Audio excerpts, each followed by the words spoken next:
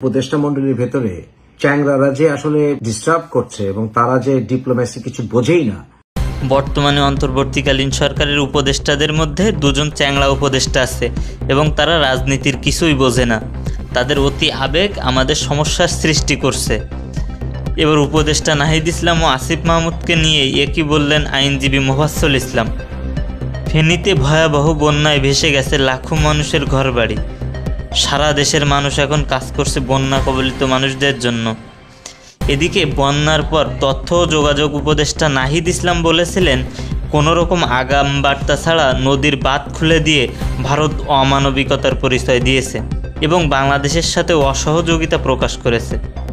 অন্যদিকে পরিবেশ ও পানি উপদেষ্টা রেজওয়ানা বলেছেন, ভারতের কাছে জানতে চাওয়া হবে তারা পানি সত্যিই ছেড়ে দিয়েছিলেন কিনা এবং তাদের সাথে আলোচনা করা হবে যাতে পরবর্তীতে এমন না হয়।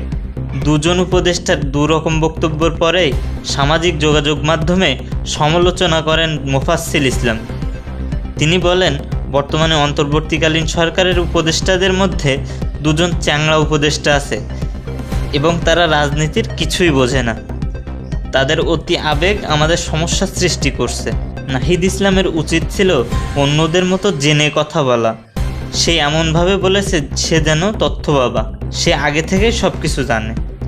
অর্থাৎ মোফাজ্জল ইসলাম বোঝাতে চেয়েছেন আরেকটা দেশের দিকে আঙুল তোলার আগে সব কিছু জেনে নেওয়া উচিত।